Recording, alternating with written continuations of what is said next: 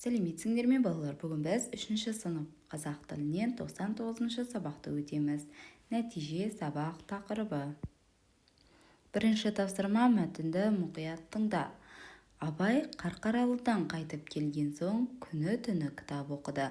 Оқыған кітаптарынан көп асыл бұйымдар тапты. Абай тарихи кітаптар мен шығыстың дастан хикаяларын бас алмай оқиды. Кешкі шайдан соң Абай кейбір оқып шыққан кітаптарын үй ішіне әңгімелеп береді. Зере әжесі Абайдың кітапқа ықыласын байқап, «Қарағым, осының ақыл, осы ала қағазыңнан айырылма, басқа балаларға ұқсама» дейді. Абай әжесінің сөзіне риза болып күн сайын бір тамаша әңгіме айтатын болды. Мұхтар Әуезовтен. Мәтіннен мағынасы түсініксіз сөздерді белгіле, олардың мағынасын сөздіктен оқып ал. Бұл жерде асыл бұйымдар, яғни бағалы құнды нәрселер деген мағынада айтылған. Дастан дегеніміз өлең түрінде жазылған ұзақ шығарма, ал хикая дегеніміз оқиға туралы әңгіме, шағын шығарма. Бас алмай дегеніміз тоқтамай, қызығып оқу дегенді білдіреді. Ықылас дегеніміз қызығушылық, ынта. Ала қағаз дегеніміз кітап, яғни жазылған қағазды ала қағаз деп айтады. Енді келесі тапсырмада мәтіннің тақырыбы мен ондағы негізгі ойды анықта. Қай сөйлем мәтін тақырыбы мен негізгі ойға сәйкес келеді, сол сөйлемді жаз.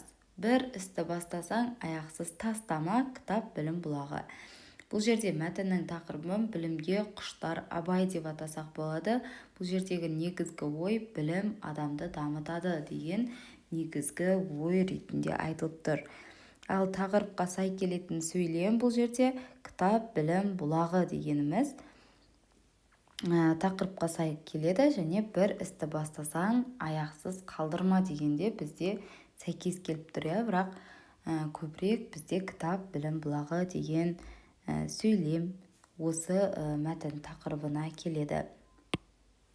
Келесі тапсырмада мәтіннен етістіктерді теріп жаз, оларды негізгі және туынды, болымды және болымсыз етістіктерге ажырат. Мәтіндегі етістіктер оқыды, әңгімелеп, береді, байқап, тапты, оқиды, айырылма, ұқсама дейді, разы болды, айтатын болды деген сияқты етістіктер көрсетілген. Оқыды дегеніміз негізгі болымды, әңгімелеп туынды етістік, береді негізгі болымды, байқап негізгі етістік болымды, тапты дегеніміз негізгі және туынды, негізгі етістік және болымды, оқиды негізгі болымды, айырылма негізгі болымсыз, ұқсама негізгі және болымсыз болады. Дейді негізгі болымды, разы болды негізгі болымды, айтатын болды негізгі және болымды етістіктер.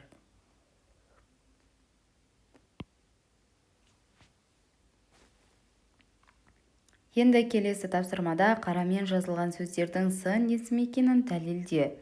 Бұл жерде асыл, тарихи, ала, тамаша дегеніміз сын есімдер қандай деген сұраққа жауап береді, сондықтан олар сын есім болады.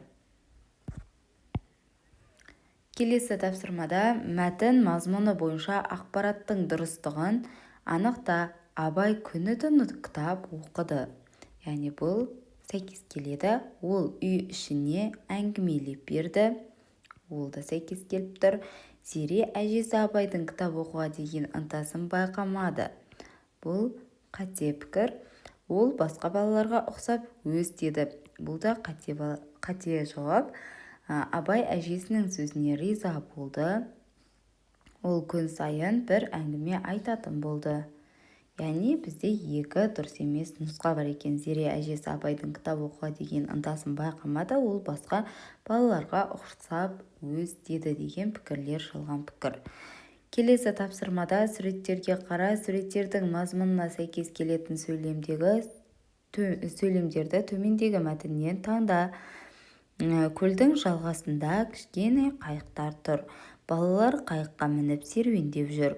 Оқушылар демалыс үйіне келді. Демалыс үйі қалың қарағайдың арасында орналасыпты, жанында үлкен көлі бар.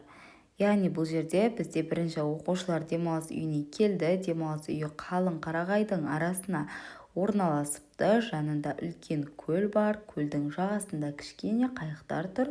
Балалар қайыққа мініп серуендеп жүр. Яғни бұл бізде екінші сурет сәйкес келеді, өйткені қайықтар туралы да айтылып тұр. Енді мәтінді ретімен көшіріп жаз, сын есімдердің астын сыз. Ретін дәл осылай көшіріп жазамыз. Оқушылар демалыс үйіне келді деген сияқты.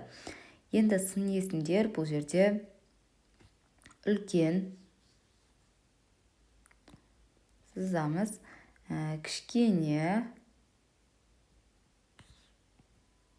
және қалың. Қандай? Қалың болады.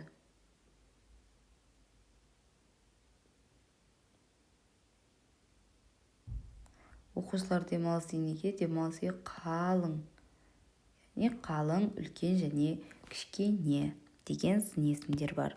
Сонымен бүгінгі біздің сабағымыз бітті. Сау болыңыздар. Менің каналыма тіркеліп, қоңырауша белгісін басуды ұмытпаңыздар. Күнделікті тапсырмаларды бірге орындайық. Егер сұрақтарыңыз болса, астындағы комментарийға немесе сообществоға комментарий жасаңыздар, міндетті түрде жауап беріп өтемін.